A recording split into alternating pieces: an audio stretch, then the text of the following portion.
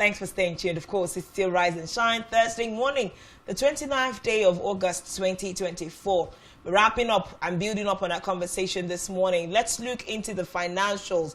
What's happening? It's the time for the layman to understand what exactly is happening with the financials and the economic indices of our nation. A few days ago, we had the report from the NBS that Nigeria's gross domestic product grew by 3.19% year on year, and now in real terms in the second quarter of 2024. Now we're saying that this growth rate is higher than the 2.51% recorded in the second quarter of 2023 and higher than the first quarter of 2024 growth of 2.98%. So that's the numbers that we have. But sometimes when we call these numbers, it goes above the head of most Nigerians, and that's why we're having these conversations today. If we say that the GDP of the country has grown, is it something that we should celebrate over, or we should actually be asking more questions? We have a financial expert joining us at Rise and Shine live and set this morning to look into the issues. Of course, we have Lekon Adeni. Ayinde. I knew that was going to happen to me. I apologize for that. It's okay. But Lekon Ayinde, thanks for joining us this morning. Thank you for having me. Thank you for coming this morning. Thank you. Okay. By now you've gotten accustomed to our road, so welcome. Your induction has been properly done. Yeah. We celebrate. Well inducted. Well inducted. So we are looking at the GDP. It's been a conversation that, is around. I've reeled out the numbers already. Holistically, what does this mean for us as a nation? Okay, so yes, GDP simply means gross domestic product, and if you need to break that down further, it will mean our level of productivity. How productive are we as a nation? What's our output? What do we do in terms of money? And that, from what the MBS has given us, they told us that our GDP, that means our ability to produce across Nigeria has grown by 3.19 as compared to the 2.51 year on year. That's compared to last year's data. And if we compare that with last quarter, which is the first quarter, I think it's about 2.98. So we are headed in the right direction in terms of our productivity as a country. And that's something everyone who is actively involved should be proud of, in spite of, whatever economy we are facing and all the likes of that. All right, when we looked at the outcome of how they arrived at the 3.19%, you get to realize that it's sector by sector. Yeah. And one of the sectors that they talked about was the agricultural sector, that it has grown by 1.41% compared to the 1.5% of last year. Yeah. And you could tell that we've been having a lot of agricultural issues in the country. It looks like farmers are not even going to the farm. Yeah. So the question is, how did they arrive at this particular figure? Okay, I think how they got about that growth in the agri sector has to do with investments in it, the processes, and how people have responded in the agri sector. Of course, food is non-negotiable. There is no alternative for food. You can't say, oh, well, I don't want to eat now, so I'll go on water for the rest of the year. So basically, the agri sector would have to grow because people eat every day, every night. The only problem is the inflation involved in the food sector. And that's where many people are complaining. Yet things have gone up so much, and the ability for people to buy more food has been drastically reduced.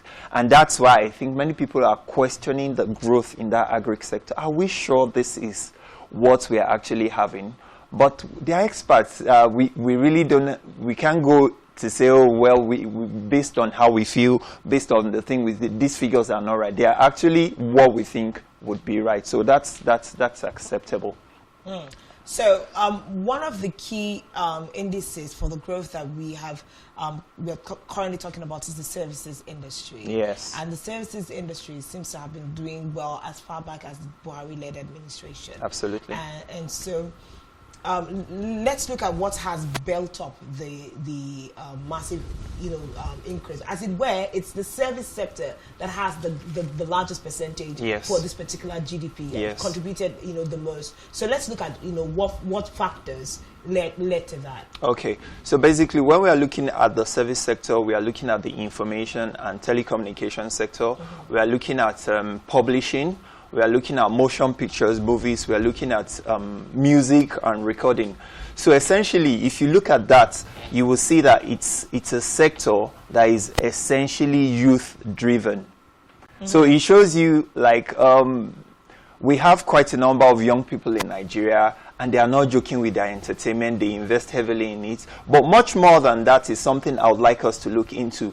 The service sector doesn't require as much people as any other sector. What I mean is, it is hugely technologically driven. Now, as an artist, I can record a song and stream it to 30 million people across the world without necessarily employing someone to do it for me. It's just the system. So for me, it tells you that the service sector is actually one of the sectors the government needs to look into in terms of supporting if they are to get more growth from it, because you don't necessarily require more human beings to get more output in that sector. So it's something we really need to look into. You look at movies, there are streaming outfits for movies now. All you just have to do is you pay your monthly subscription and you can watch unlimited movies. So the access is there, and you don't necessarily need any man input into it to make it go further or not. The technology will do that for you. And it's like, you don't have to know consistent investment in infrastructure for it. Money of what they have there is one-time purchase. You buy something, you use it for the next 5 years, and it delivers for you. Unlike any other sector, that more productivity, you will require more input, more people, more investment. So I guess that's what is driving the service sector in Nigeria. So one of the question is, in looking at the policies of the Tinubu-led administration since they came in, which has led us to the food inflation, scarcity of everything that we're experiencing in the country. Now, when you hear that under this dispensation, the GDP has grown, one would actually come back to say, okay, so it means that the Tinubu-led administration is doing something right. So let's look at the policies of the Tinubu-led administration in comparison to the GDP growth. How would you say, what's the relationship between the two? Okay, so basically, what are his basic economic policies? They hiked the interest rate, it's gone up. I think it's about 26.25% now. Yeah. They devalued the naira, it was removed from peg, so it's on a float now, and it has really moved on. Inflation has skyrocketed. And if you look at it, all those things have a connection. Our economy sometimes, or our source of foreign exchange, is tied to the oil we sell. Now, when the government came into place and they removed the peg on the currency, it means I can go to the market and buy forex for any amount that I want. We forget that now, if I have to do that, I would have to source for money myself. Sometimes I may not get how much I want from the banks. I may have to do that through the black market. We know how the black market works. It's more expensive than the regular market. So those are the things, if you put them together, those are the things that adds up to increase our inflation. Because now inflation works in such a way that when there is so much money in circulation, we are human beings. Human beings are not always rational. Now, if I need to buy something, maybe I have 50 naira. Now I have 200 naira as a result of inflation. Instead of me buying one thing, now I'm thinking of buying 4. Now the person who sells 4 will look at it as an opportunity to make money. So he says, oh, this guy can afford to buy 4, but I can't even deliver the 4 for him. So what does he do? He jacks up the price in order to be able to make more money from me. And that's how the cycle goes on and on, because we haven't gotten it right yet in terms of our money circulation in Nigeria. And as I was coming here this morning, I said we may not acknowledge it, but even corruption is a big problem to our inflation problem. Yeah? When somebody who works honestly earns 50,000 naira, somebody changes books and he earns 250,000 naira. Now that contributes, the person who has made 250,000 naira without due diligence or doing the right thing wouldn't sit down and think of proper ways to spend this money. He wants to ball. He wants to spend on the new phones and the new cars. And those are the things that drive inflation across board. Now, there's something you mentioned, that one of the policies that the current administration came in and they floated the Naira. And one will want to ask, why wasn't this policy in place during other administration? Is it that the other previous administration were not aware of it? And it's a two-in-one question. And what impact is this particular practice done in any other economy outside the country? Yes, absolutely. And how beneficial has it been? Now, that's the right question. Now, it's a very good policy on paper. If you look at it, every market should be free entry, free exits. I shouldn't, as a government, be able to determine how much the exchange rate will be. Let the market forces determine that. This is ability for two people to come together and agree. I have dollar I want to sell. This is how much I want to sell. We should be able to settle it amongst ourselves. It shouldn't be the government that comes to say, no, you can't sell for more than this, you can't buy for more than this. So it's a very, very good policy. However, our peculiar case in Nigeria doesn't allow us to be able to go in that direction yet, because there are so many things outside the control of the government. So if you are saying the Naira should be free to the dollar, have you taken into consideration people who have stored Naira at home? So in other words, this particular policy was not rightly implemented. No, it wasn't. It wasn't timely. It wasn't. Have you thought about people who speculate with foreign currency? They don't have any other job. It's just for them to wait for dollar to crash. They buy it, they wait for it to go up and sell it. Those are the forces driving the exchange rates. So there are people who actually do that for a living. There are people who go to the Central Bank of Nigeria during the last administration and they buy million worth of dollar. Not that they have any business activity they are carrying on. They just buy it because they have access to the CBN. They buy it, keep it at home. When there is need, if the dollar goes up, they sell it, and that affects the whole market. So we're still looking at the policies that we have available.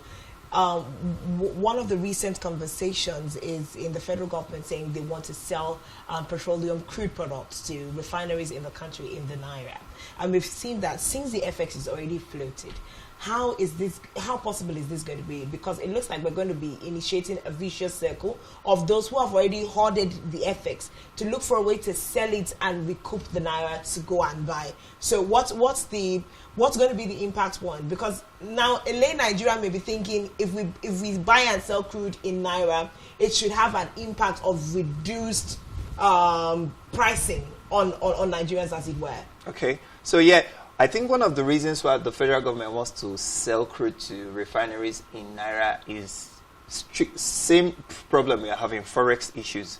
Now, if they have to sell to them in dollar, the refineries may have to go and source for dollar, which will add to the already volatile situation we have on ground. So in order for them not to go around looking for dollars, I think that's why the federal government comes to say, okay, I would sell to you in Naira. However, we need to understand that most of the costs of the refineries are not in Naira. Some of them have expatriates. They import from foreign countries. Their processes is not just petroleum product now. Many of them are into urea production. Some of them are into fertilizer production. Even insecticides. Most of their costs are not domiciled in Naira. So I really don't know how they are going to manage that. So except maybe there is a form of conversion from the federal government for them or a sort of concession for them. Because some of their costs too are not in Naira. You don't think this is going to be a good one for Naira to that others will now, people buying from outside the country, and if the refineries start functioning and we start selling crude oil, to people, definitely there are countries around Nigeria that will want to. Don't you think that this will be a plus to the Naira? They will have to source for Naira instead of sourcing for dollars. Yeah, I actually agree with you on that. I think it could be a plus. But however, history tells us that many times in the time past when we've had to import petroleum products into Nigeria, somehow other countries in the world don't come to Nigeria, or other neighboring countries don't come to buy from Nigeria, because these products have a way of getting into these countries illegally. So what happened then, and that was what brought us to where we were. The federal government of Nigeria was subsidizing petroleum products for Nigerians. But they ended up subsidizing petroleum products for other West African countries surrounding us because illegal transportation of petroleum products led to other countries. So they didn't even need to come to Nigeria. It's just for them to wait in their country, and the tankers get there and they sell to them at, prices that was good for them. Now, we are still within the oil sector. From the numbers the NBS gave, we realize that there's been 23.58% growth in and this is so this is after all the the low production in oil production, and also the pipeline and all the issues. Yes, and I would like to know, why do we have such 23.58 compared to what we had last year? How did we arrive there? I think for one, it has to do with people's ability. Now, our country is a country heavily reliant on petroleum products. If we are not powering our generator, we are fueling our cars. If we are not doing that, it's one form of petroleum products to the other. So imagine, I don't know, how many millions did they say we are again? Maybe about 200 million. 200 million. Okay, I'm not even going to go for that. I'm not sure the whole 200 million Nigerians have cars. I'm not sure 200 million Nigerians have generators. Yes. So, but the truth is, our economy is heavily reliant on petroleum products. Now they've stopped payments of subsidies. So that's another thing too. So the government now says they get full money for whatever it is they import into Nigeria. So I guess that's what's driving the growth in that sector. Yeah, the ability to sell for full price now and not paying for subsidies. I think that's one of the factors that will drive the growth in the economy in that sector. So still talking about GDP growth, we know that usually the World Bank, the IMF, usually would give projections as to what they expect Nigeria to be in a given period of time. As opposed to the IMF projections for Nigeria, it seems we have grown in our GDP. And we've continued to have the conversation of, let us desist from our reliance on the projections of this bank, which aims to give the continent a framing for its financial activities. So let's look at IMF, World Bank, projections as opposed to the productivity activities of the country. Okay, so basically their projections are just estimates, plus or minus. They wouldn't come out to say, by this is definitely what is going to happen. And most times you see projections are not cast on stones. It's either you surpass it or you don't get to it, or you are exactly where they say you are. Now, I like it for Nigeria in the sense that in spite of what they said we were going to come out with, we actually did better than that. For me, that's a plus. It shows you that, see, if we can put our heads together, if we can get the right policies on board, we can do well as a country. And that's it. IMF, World Bank, they are there. They are fighting for their own interests too. Don't forget, they are lenders of some sort to countries, member countries. So when they come out and tell you, this is what we see from your figures, it's because they have a stake too in Nigeria. Nigeria goes to borrow money from them when it comes to, we need to do this developmental program. We don't have the money now. And they give us long-term loans at a reasonable interest rate. So they are trying to protect their investment too in some sort of way. And we really need to look at them too as give them a bit of slack. Nobody is perfect, so to say. Yeah. So I'm looking at, still the impact points of the IMF, the World Bank, as it were, when the administration of President Bola Ahmed Tinubu decided to float the naira. Wouldn't it have been a window for the advisories to say, okay, yes, this may be a good initiative, but the wrong timing, and also let's look at the impact it's actually going to have on the naira. So where policy reforms and the growth of our financials are concerned, let's talk about the roles of advisory, because it looks like that's something that we are not hatching in on. We have people like yourself, experts in the field that understand how these things grow and how they fall. So why don't we have an organized body making sure that they are also listening to experts in the sector to initiate some of these policies?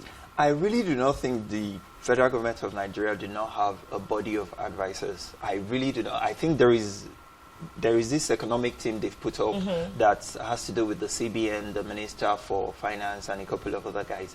So I think they have that. What I think they don't have is, see, there is a way you carry out something, and there is a way you test it on yourself first before carrying it out. You see, the way a nursing mother treats a child, you know, when they make food for them in that feeding bottle, they put some on their skin to test how hot or lukewarm it is. Yeah. I think that's the missing part for us in Nigeria. I think, yeah, ideally, when the president was coming in, subsidy was a huge problem. It was going up, and it wasn't sustainable. It got so bad they had to start borrowing money to pay subsidies, and people were not even getting the product. I get that. And, you know, the first thing he came to do was to announce that he was going to remove subsidy. However, before you remove subsidy, I think there are a couple of things that has to be put in place. Do we have the capacity? In case we remove subsidy and there is a fight back from marketers, can NMPC meet the need of Nigeria in terms of supply of petroleum products? And if you sit that down with your economic team and you go back and forth, you remodel that, that should help you. Even if you are going to remove the subsidy, you should be able to say, okay, in the next 6 months, I will implement this. Not just you coming into office and the next announcement you make is you're removing this. Because, of course, that had a major impact on our economy as a country. And people are still... They are not out of the shock yet of how much petroleum product jumped from. Now, this might look like, I mean, the 3.19 growth, rate might look like something to be excited about. But what one should really be bothered is, how do we sustain this, GDP growth? How do we sustain it so that when they are giving the report of probably the third quarter, we're not having a decline in the number? How can we in the economy sustain this growth? I mean, how can this government help Nigerians so that when NBS is giving out, this is another, growth that Nigerians do not have to say, this is a lie, this is not a lie. How do we sustain this growth? Okay, for me, from the part of Nigerians, I don't think much has to be done. Because Nigerians, for me, are hardworking people, incredibly talented, very hardworking set of people. Yeah, for me, I think the part from Nigerians is that I think governments from their own end need to do a lot more. They have to be more transparent. They have to be more disciplined. Government can't keep borrowing money to fund expensive lifestyles. We are in a situation in this country. Government should come forward by cutting the expenses first and redirect the money we have. We have critical areas we have to look into. Education is one of it. Health is one of it. Aggregate is one of it. We should begin to see meaningful position from the government in terms of all these critical areas of our economy. I think if they sit down with themselves and cut their expenses and redirect it, it will go a lot in terms of growth in our GDP as well. There's something you just made mention of, different sectors that, I mean, we should have an all-round sectoral growth, and you made mention of education, health and agriculture. I don't know if you can dovetail into the educational sector. How do you expect that there's going to be growth within the educational sector? Are you looking forward to improving the educational system so we could have foreign students coming to the country, and that in turn yields into a kind of interest for the country? Is that what you're talking about? Okay, no, I'm not even typically talking about the foreign student coming in. I just want the education system to be such that, see, it is citizens who build countries. And how do you get citizens who build countries? Their level of education should be top-notch. That's when they encounter problems, they say, no, I have what it takes to solve this problem. It's not that students who can't even, differentiate what A is from B, and you expect them to solve the problems of the country. If we can fund education in such a way that people who go to school can come out and know what is good for themselves, and it's only a matter of time, we will get out of the woods very quickly as a country. Okay, so just to wrap up with regards to the GDP growth, sustainability is still also a major issue. You've talked about the fact that the onus does not necessarily lie on Nigerians, but let us still talk about productivity, as it were. The service sector is doing well, and it's one it's one area where Nigerians have found a cool niche for themselves, especially because the federal government does not have a strong presence to regulate what's happening there. So let's also look at other ways that Nigerians can diversify their productivity such that it comes back to impact upon our growth. Because if it's just entertainment, service and all the likes, what happens to all the other sectors? What happens to agriculture? What happens to mining? What happens to all of that? Yeah, I don't think it's because I think it's because it is far more difficult with sectors that the federal government is aware of. Now, the reason why they can't compete with the service sector is basically because I don't understand how a 75-year-old man can compete with a 20-something-year-old person in terms of music or drama or being a whiskey on the computer. Okay. So I really don't, it's not balanced there. But in sectors whereby they know, like Aggregate, like petroleum and mining, that in quotes, they are money spinners. Their eyes are there, their policies are not really good. And I think those are the problems people in that sector are facing. Are they being overtaxed? Is there any form of, how do you take from the bank at 26.5%? You've not even begun any operations at all. You are going to pay back that to the bank. That would affect any business in massive ways. So I think government too should come up, speak to people in these sectors. I'm sure everybody, like manufacturing, I really pity people who are into manufacturing because interest rates is not good, inflation is there, and exchange rate is even massive. So how do you balance those three major things? Just one sector is facing problems with three major items like that. So it's really difficult for them, and that's why they are struggling. Talking about, you just made mention of manufacturing and productivity, still in line with productivity. We are solely a kind of imported. We get to import almost everything, and it's quite contradictory when the odds are not in favor of the manufacturing industry in the country. So what will you have to say that? What policies do the government need to reduce so that it could benefit the manufacturers? Because even when this statement came out these figures came out from NBS, the first people that came out to actually talk down on it is the MAN and LCCI. So what will you say? I want you to suggest policies that might actually benefit MAN and other people that are into production of services like that. First of all, I think cost of doing business in Nigeria is extremely high for manufacturers, and that's why you see importation works out far cheaper than manufacturing. Because you go to countries like China, other countries, by the time you bring whatever it is you want to bring into Nigeria, they don't pay for diesel, they don't transport things on the road, they don't do all those kind of things. So it works out cheaper. They can bring it to Nigeria, had a margin on it and still sell, and it will not be as expensive as those producing in Nigeria. So I think government needs to look into the costs associated with manufacturing in Nigeria. It is too much. They buy diesel, they import. Do you know how much it takes for you to import machineries into Nigeria through the ports? It's massive. Then you have to transport it. The only working port we have is in Lagos. You transport it from Lagos to other parts of Nigeria, unnecessary costs. So those are the issues the government needs to look into and say, let's deal with this heads on. How can we help manufacturing in Nigeria? And they have to be very honest. And this will invariably come back to impact upon our GDP growth. Definitely. So my other question would be, in terms of imports, does this, with regards to the rise and fall of what the growth numbers are, does imports play any part in it? It does. It does. Okay. Because if there are no manufacturing, there has to be importation. There's no space for you not to be able to do anything. So once manufacturing becomes difficult, people turn to importation and make quick money from it. Although in the long term, it's not good for the economy because your currency keeps weakening. If you keep importing, or if you are import reliant, you keep using your money to buy other people's currency. So your money is not in demand. Other people's currency is in demand, and it weakens your currency. So in the long term, it's bad for Nigeria. Importation is fine, but you shouldn't be a country that heavily relies on importation as a way of doing business.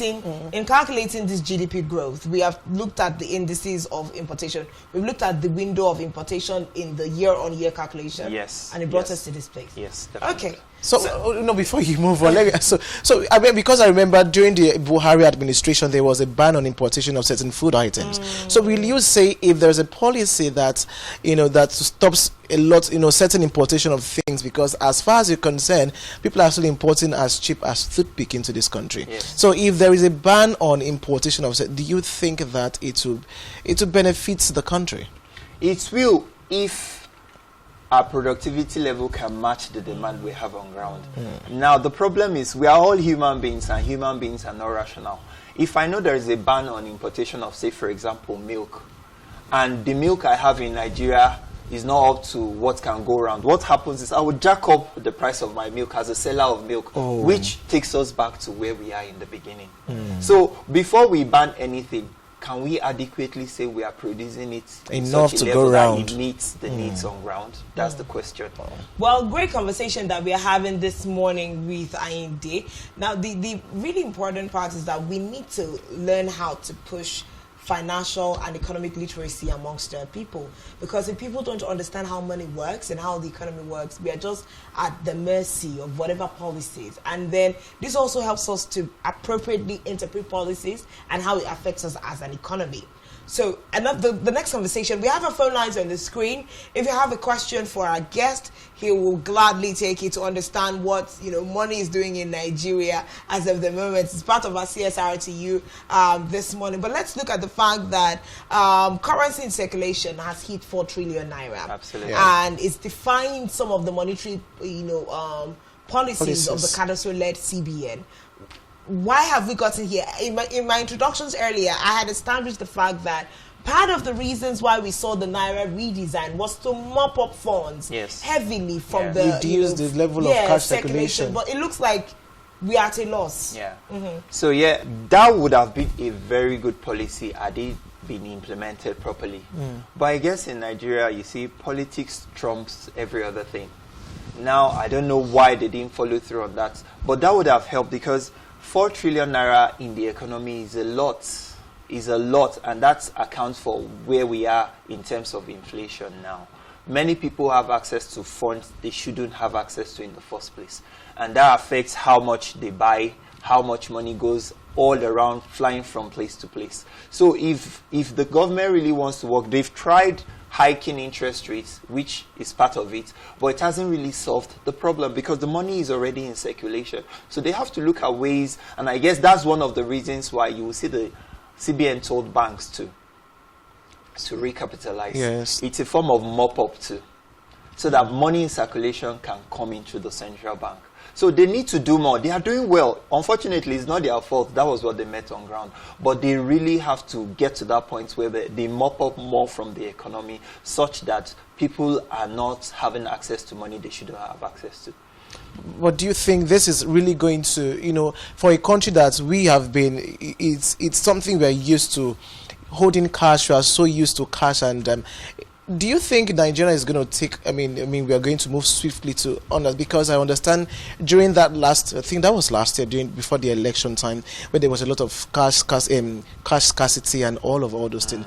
Do we have the system that will, if this policy is in place, do we have the system to hold it? I think so, because even at the market now, you realize... What I mean the system, because do we have the strong communication that if I'm going to transfer money to you right now, I'll get the alert in no time? Those are the system I'm talking about. We actually have, funnily, Nigeria has one of the best when it comes to, real-time money transfer feedback. In many countries outside Nigeria, you have to wait days before you get an alert of your transaction financially. But in Nigeria, I guess because of the way our society is, it's a low-trust society, we can't afford to do that. So we have something whereby you pay somebody, the person gets the notification instantly, except there is a problem somewhere. So I think we can do well transitioning from a cash society to a society that does payments with cards and transfers. It's just for government to allow people to be included. Reach out to, and I'm happy what we are having at the moment. There are times you go to the market and you see the woman selling crayfish, say, do transfer, I have accounts. And it's gradually picking up. So you say, madam, I want to buy this, but I don't have cash. Say, do transfer. They will call someone and say, give them the account number. So for me, government needs to work with stakeholders in that industry to ensure that there is more adoption for ordinary Nigerians. Imagine going on a bike and you paying your bike man with transfer or your card. It goes a long way. And more so, it's even good. Now, government can track who spends what people spend on what every month. And it helps them in their policy making too. Unlike cash is very difficult to trace or track. Unlike transfer or bank deposits or all the likes of that. So they should work on seeing how they can. What would you say is affecting, our money culture in Nigeria?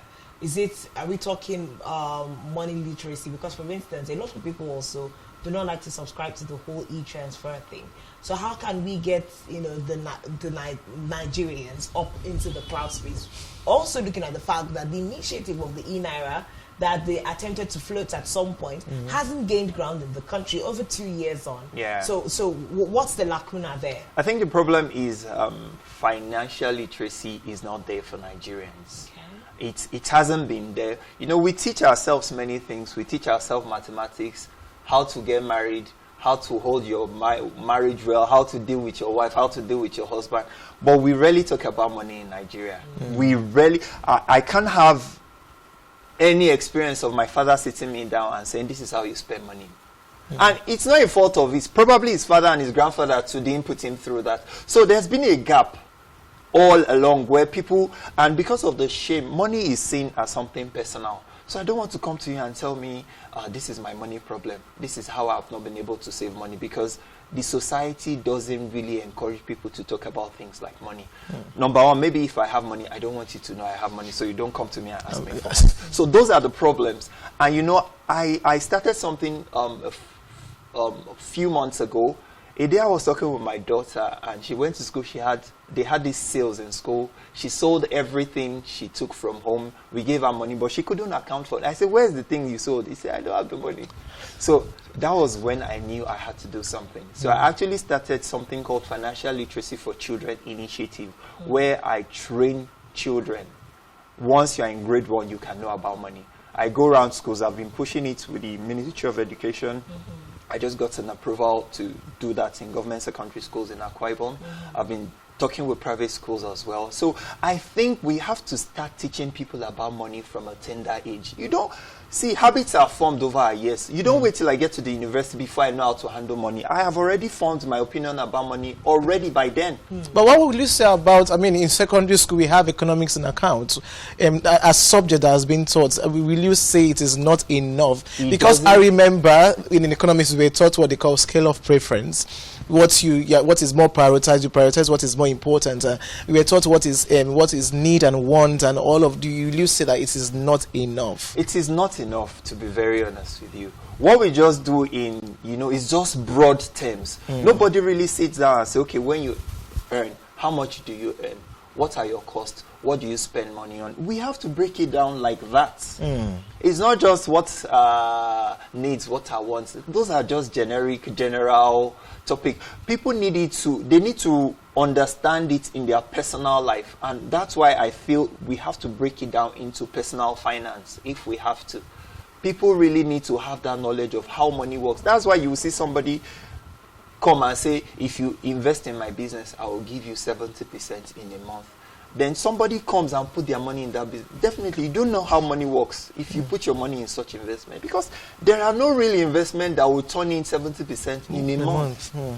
So those are the issues. People really need to understand how money works, so that it informs their decision as to what they do with money. For a society that we live in a society where everyone wants to spend and show off, and you want to ask for urgent 2K. If you are having this kind of, if you are imbibing this kind of culture, don't you think it is actually going to alter the squandering of spending elaborately?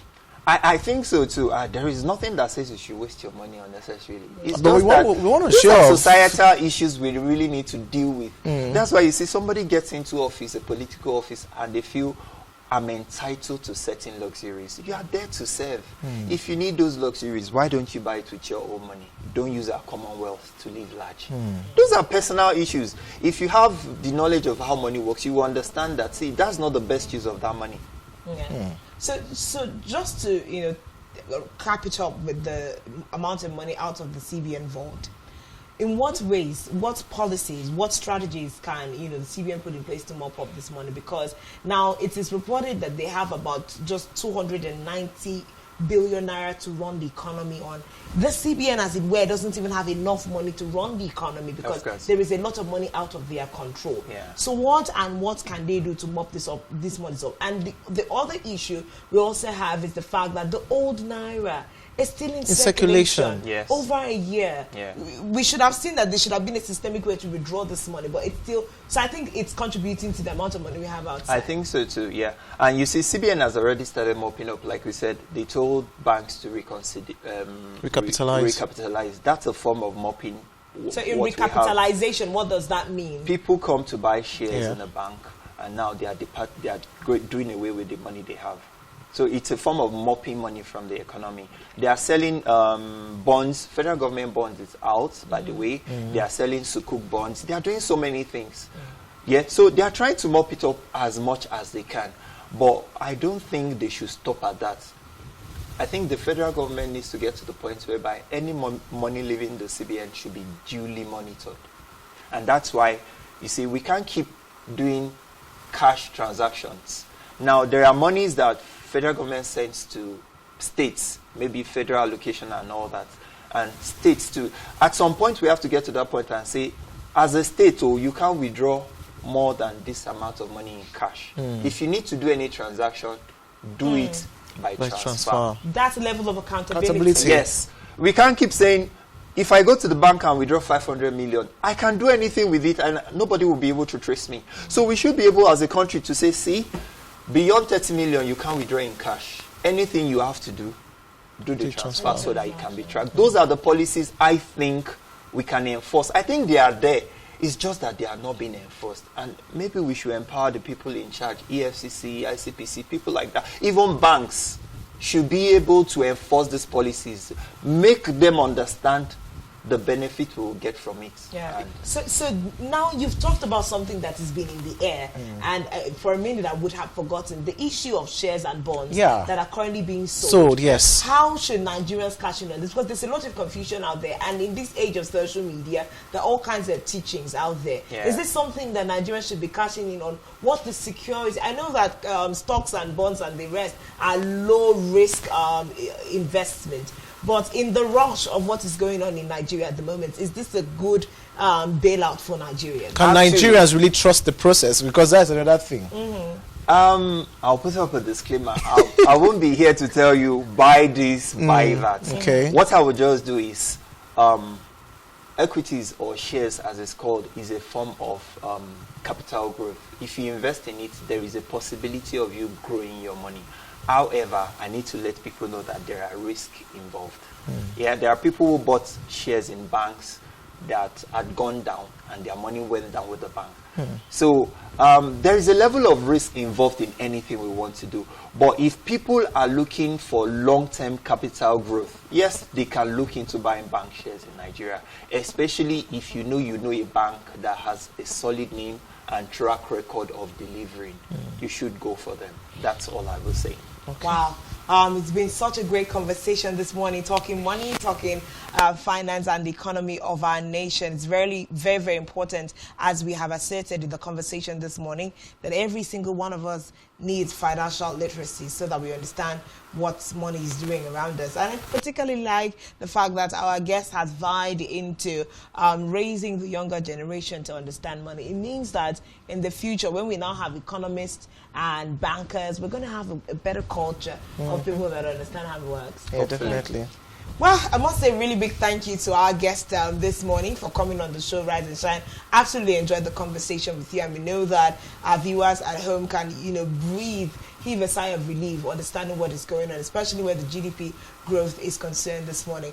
I want to say a really big thank you to you, Mr. Lekon, for coming on the show this morning. Thank you very much. It was a great, great time.